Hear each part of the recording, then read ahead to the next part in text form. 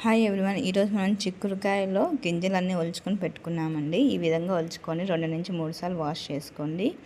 ఇంకా మనం pressure cooker తీసుకుని ఆ గింజలు అనేది వేసుకుందామండి. ఇంకా మనము ఉడకబెట్టుకుందాము.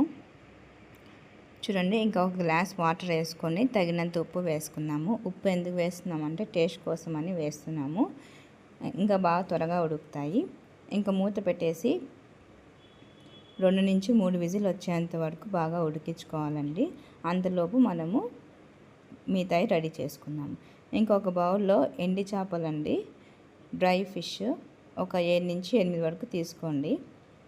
ఇంకా మనం ఉడకబెట్టుకునేసాం కదండి, మూత తీసి చూడండి. ఈ విధంగా బాగా ఉడకాలండి. ఇవి నాతే కాదు, కొంచెం ముదిరిన చిక్కుడుకాయ గింజలు. ఇంకా గిన్నెలోకి సర్వ్ చేసుకుందాం గింజలు అనేది. ఇంకా మనము చేపలు తీసుకున్నాం కదా, ఎండు చేపలు, అవి తలకాయ భాగంలో తీసేసేసి ఈ విధంగా పెట్టుకోండి. ఇంకా మనం వేయించుకుందాము. పెనం పెట్టుకొని 1 టేబుల్ స్పూన్ ఆయిల్ వేసుకుందాము. మీడియం ఫ్లేమ్లో ఆయిల్ హీట్ అయ్యాక మనము ఎండు చేపలు అనేది వేసుకుందామండి. ఈ చేపలు మటుకు 2 నుంచి 3 సెకండ్ లోపే వేగిపోతాయి.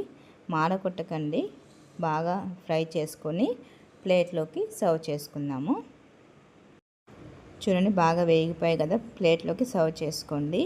ఇంకా మనం వేసిన నూనెలోనే పోపు గింజలు వేసుకున్నాము. తగినన్ని ఆవాలు, తగినన్ని జీలకర్ర వేసుకొని చిన్న ఎర్రగడ్డలు అండి, ఒక 3 నుంచి 4 ఎర్రగడ్డలు సన్నగా కట్ చేసుకొని వేసుకున్నాము.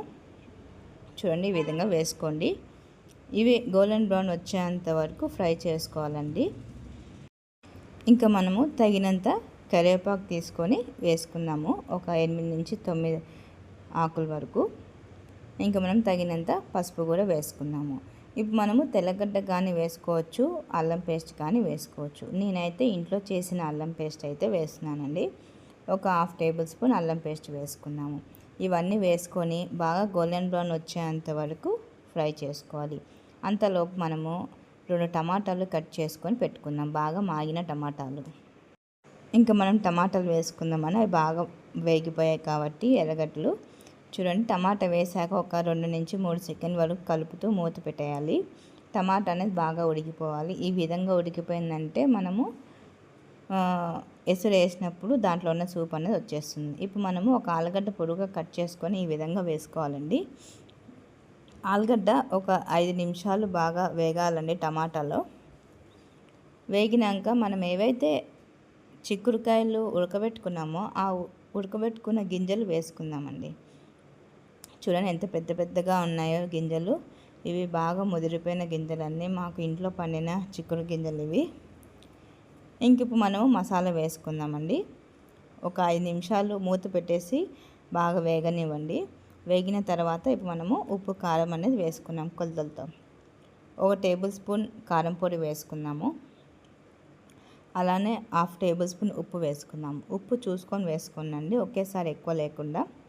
ఇంకా ధనియాల పొడి 2 టేబుల్ స్పూన్ వేసుకుందాం. నేను దీంట్లో గరం మసాలా అనేది వేయలేదు. ఇంక ఇవన్నీ బాగా కలపండి. ఒక 5 నిమిషాల వరకు బాగా కలిపినాక మూత పెట్టేసేయండి. ఒక 5 నుంచి 10 నిమిషాలు మీడియం ఫ్లేమ్లో వేగిన తర్వాత మనము కొంచెం ఎసురు అనేది వేసుకుందాము. ఎందుకంటే ఆలుగడ్డలు ఉడకాలి కాబట్టి కొంచెం ఎసురు అనేది వేస్తున్నాను. చూడండి, ఈ విధంగా పల్సగా ఉందంటే చల్లారి కూడా కొంచెం చిక్కబడుతుందండి. ఒక 5 నిమిషాలు ఎసురు పట్టేంత వరకు ఉడికించుకున్నారంటే సరిపోతుంది.